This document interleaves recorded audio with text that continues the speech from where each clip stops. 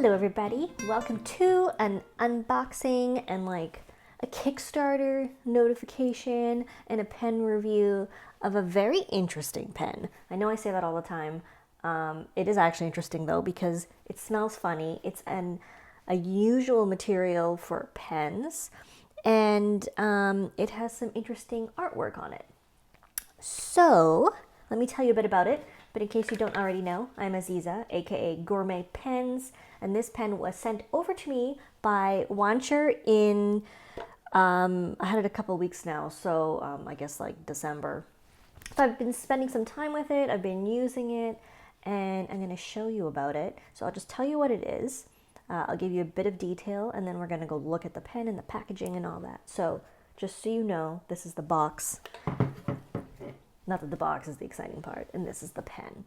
So the pen is the Wancher 7 Treasures fountain pen. There's a whole lot of detail about it. In case you don't know, Wancher was found, I have this written down, okay, because I wanted to give you this information, but I was like, I'm not going to remember all this. So Wancher was founded in Japan, and the company focuses on writing instruments that embody the essence of art, design, quality craftsmanship, and they focus on delivering the best writing experience. The origin of Wancher traces its journey back to the age of the Gulf War, when the founder, Taizo, conducted desert greening research for the ODA in Egypt in 1990. Under the severe conditions in the desert during the time, handwriting became the only way to record all research information, which led him to the fountain pens. So he said nothing could better record all the ups and downs in a person's life than a fountain pen, the finest writing instrument. Well, I agree. The other thing is, if you remember the Dream Pen, which was their last Kickstarter project, it's quite successful. It was an ebonite pen and it had urushi on it, or some of them were ebonite, some were both, depending which model you picked or which finish you picked. But anyway, they were relative like to other urushi pens like the Nakayas and like platinum work and custom work. They were a little less expensive, and so they say they want to keep prices fair. Together with artisans, we believe the real value of art is not in luxury price tags, but in the effort of the creators and the appreciation of receivers. So I like this value and I like the idea of this. It's a nice concept, especially in the pen world where obviously we're like, some of us pay a premium for certain pens. I do, and some of us don't want to, and that's totally fine. So the pen, the 7 Treasures pen, this is, okay, so this has Shippuyaki art, and it is handmade by a national artist of Japan, Okagaki Yuki, who possesses more than 60 years in this field and has won multiple national and international awards for her Shippuyaki artworks, which is on the top of the cap here. So obviously we're going to look at this on the desk because you can see it a little better. Shippo means 7 treasures in Japanese. This is a Japanese term used for enamelware. 7 treasures refers to those treasures which are used as ingredients in making shippo, or Japanese cloison artwork. Yaki means bake in Japanese, so shippuyaki is the Japanese way of cloison work. Cloison? Ooh, I don't know. Anyway, what this means is this is a special fountain pen with shippuyaki art, handmade by this artist in Japan, and it's applied on the pen body, which is made of, they say, a rare material, which is bakelite.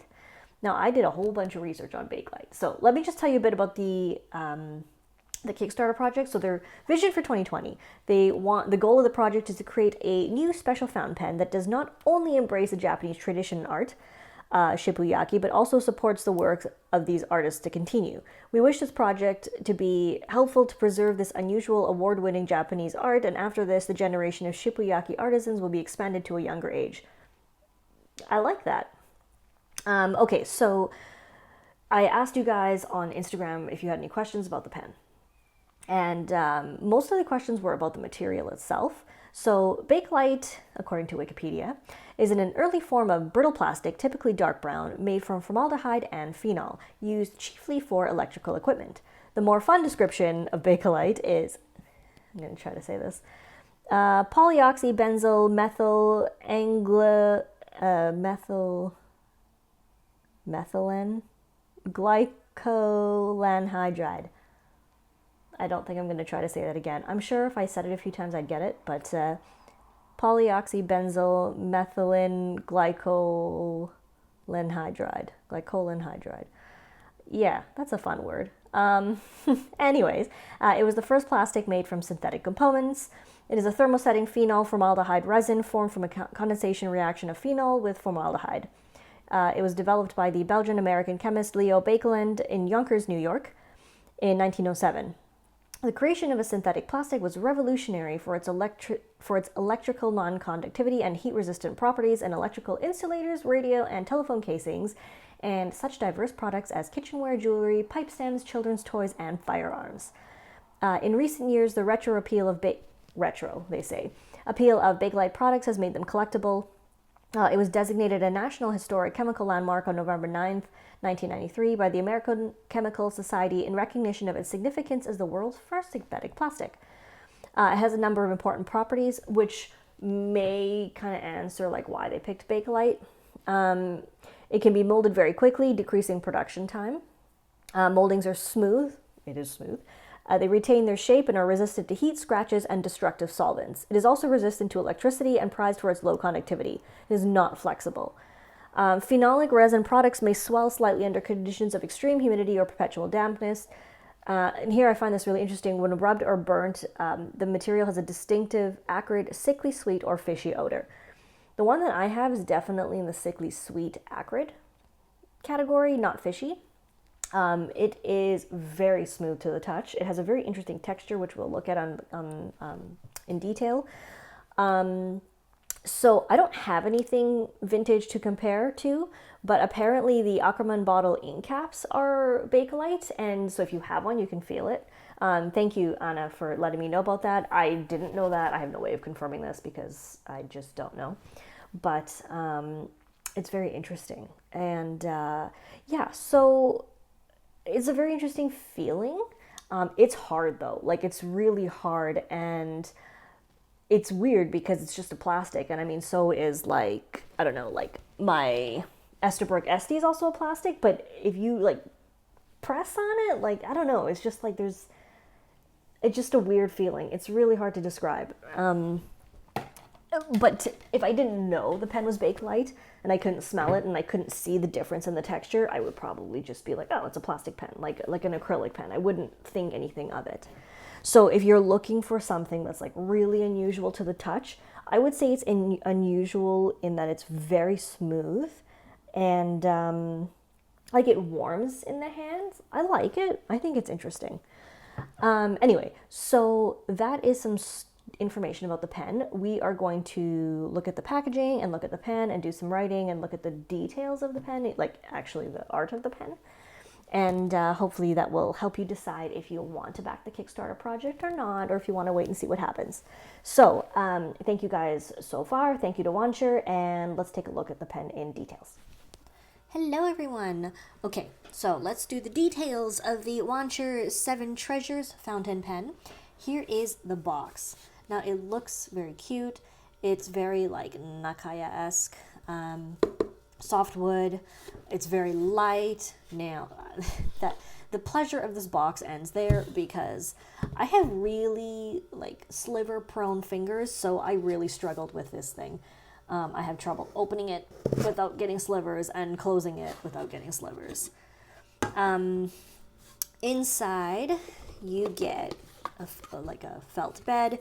You get your Wancher guarantee certificate. It tells you about thank you for choosing the product, please register, etc. You get a cute little bookmark with a product care QR code. I like the usefulness of this stuff. I think the designs are really pretty, and I do read a lot, so for me this is useful. Now the pen came in one of these black like silky type sleeves with a little button closure. Nice, very simple. I appreciate this. Like these are useful to me.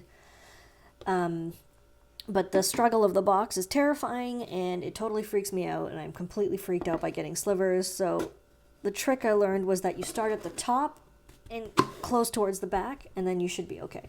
But the box is pretty. I like the logo. It's very cute. I like that it's light. It's a little big. I would prefer something a little smaller, but the pen is pretty large. So Let me move that out of the way. Let's look at the pen in details. First thing that you all want to know, what is the price of the pen? They would not tell me because the Kickstarter hasn't launched yet. So I'm actually recording this before the Kickstarter, but I did give my thoughts on it. So I had estimated somewhere around it being around like $650 US, but that I think the market would prefer to see it around $450 or so, because here's why. It has the art on it. The material is a little different. It's a large pen. It is a very interesting filling system. And it is a gold nib. It is 18 karat gold nib. So like if you value the nib at like 120 and then like the oversized with piston filler, like 250, I'm just guessing. And then a bit of a premium for the art, like 450, 500. So I'm really guessing. I don't know what it's going to be listed at. But when this review is up, you will be able to head over to the Kickstarter page and check it out and see what you think. So it's really hard for me to gauge the value. So what, like my value, my perceived value of the pen anyway. So I am just going to tell you how I feel about the pen. So one of the questions that I received was the weight. I'm going to just weigh it right now. Inked. The full pen is 40 grams. So it's actually not super heavy, not super light. The cap is 16 grams. What did I say, 40 grams? Yeah. 40 grams. So 25 grams or so for the pen, give or take maybe 1 or 2, depending on how much ink you have in there. It's not a super heavy pen though, pretty big, I think. Let's look at some comparable comparison pens for size, and then we can look at the pen in detail, shall we? I've got a whole bunch here. Okay, we got the Wancher 7 Treasures. I realize this is a little skewed for perspective, so I'm sorry. It's just the way it is. Jinhao X450, a Franklin Christoph Pocket 66, Model 66, and then the Franklin Christoph Pocket 66. We have a Platinum Preppy. This is getting, I'm going to put it this way. I'm sorry, the camera's tilted. It's just, I can't do much about it. Sorry. There we go. Maybe I should do it by size.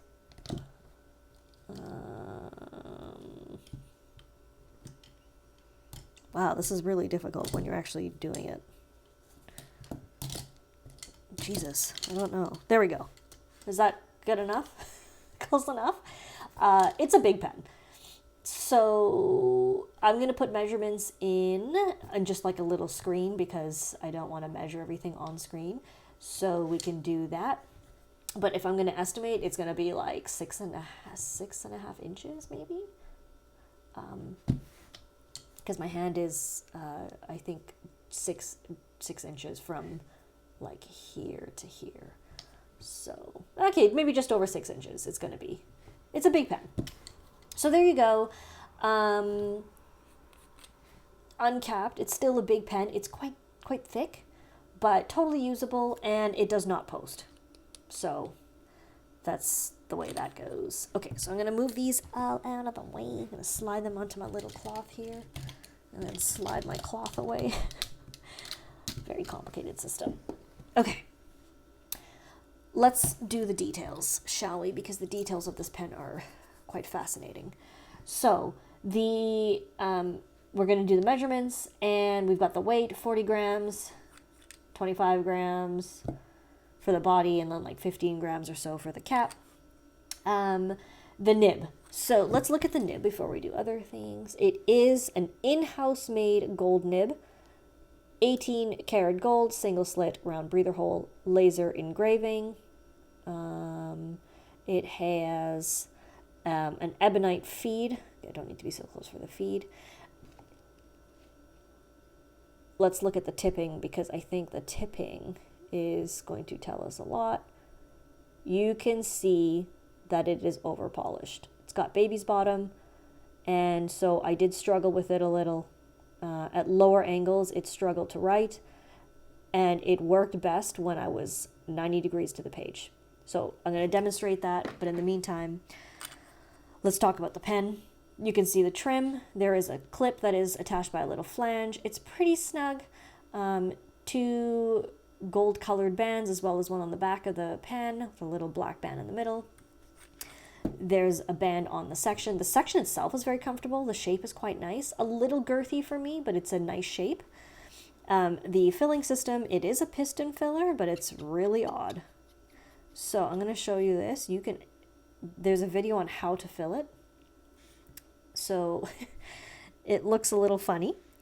And so this is like snugly in there, but you can see that there are threads, and it's very interesting. Very interesting. So what I'm going to do is finish showing the pen, and then we're going to ink it. I mean, it is inked right now, but we're going to re-ink it. Let's look at some of the details of the cap. So this is the art, and it's like jewelry. It really is quite lovely. You can also look at the surrounding Bakelite material, like the texture of it. It's very odd. It reminds me of micarta, and the smell of it reminds me of it as well. It's like really strange. I think some people will love it, some people will hate it. It's got a very smooth finish. You can see this texture on it, but you can't feel anything. Like I mean, you can if you're really paying attention, but if you just grab it, it's just smooth. Very fascinating pen. So let's do a quick inking, and then we're going to do some writing. Okay, I'm back. I just grabbed the ink. So what you want to do is they actually suggest you remove the section so that it doesn't get stained, which is interesting, but there you go. If we look at the inside, there is a sleeve in there that's got some ink trapped in it. Now the thing is, it is a piston, so we're going to put the nib in, just like you would with a regular piston, and then we're going to turn it till you hear the clicking.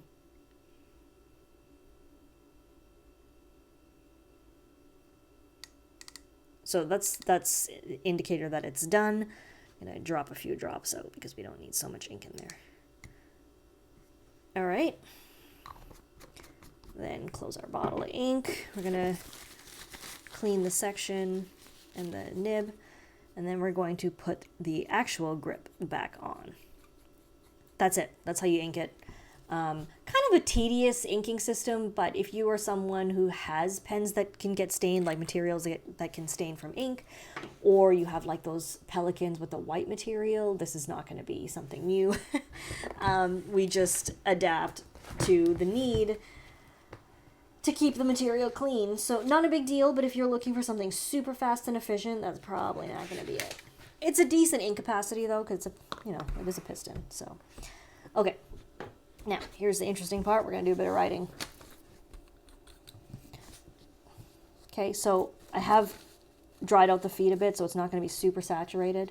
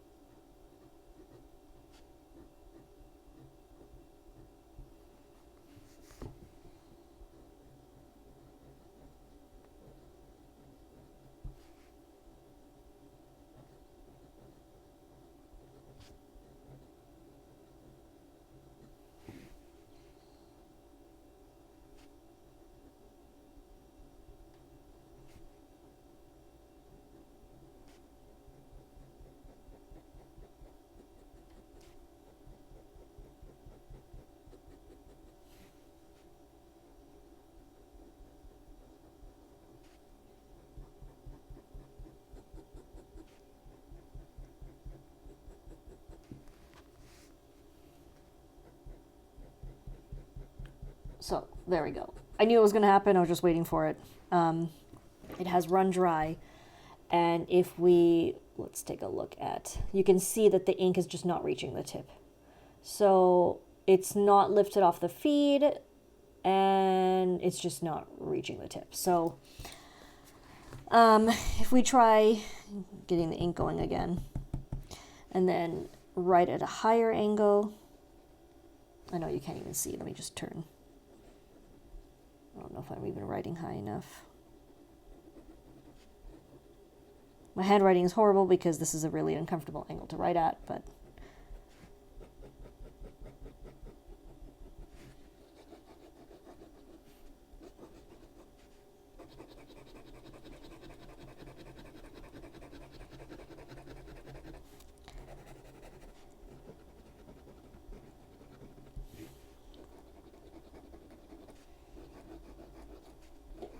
it's almost like it needs the gravity to pull the ink down,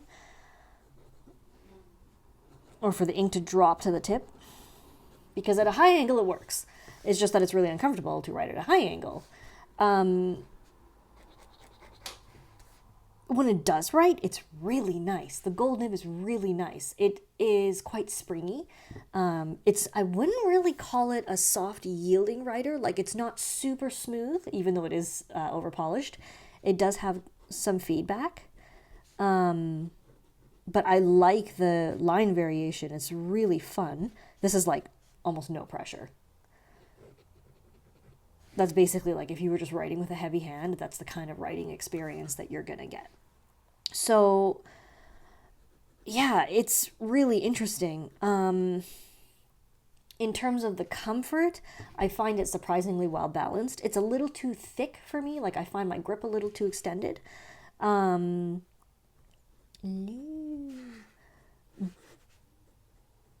like, the nib is really fun. So it's a bit disappointing that it's over polished and that it's polished for such a high angle.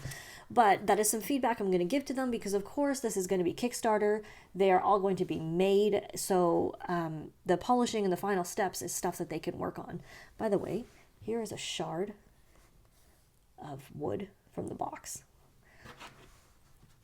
Yeah, so this is something that they can work on. I'm going to give them some information, some feedback, let them know.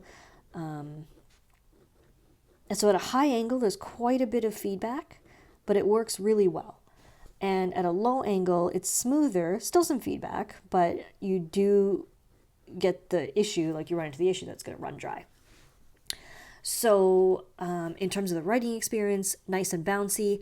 I mean, I only have one unit, right? So it's hard to say if this is just a one-off, if this was just a one nib that's over polished. I don't know what their overall consistency is going to be like, because these are in-house nibs now, and I've used their dream pens, multiple dream pens, and they've all been Jovo nibs, really nice writers.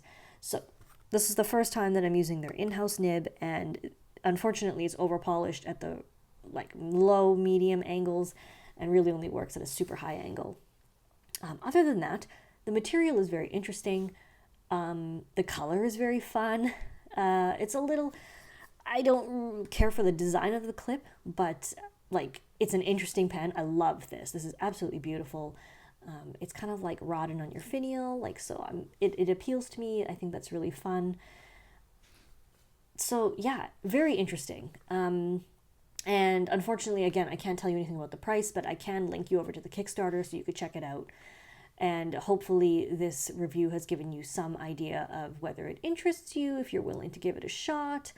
And yeah, so that's pretty much it. If you have any questions, further questions, you can leave them in the comments, and I will do my best to answer them to the best of my abilities. Hopefully by then I'll know a bit more about the pricing structure and all that. And that's basically it.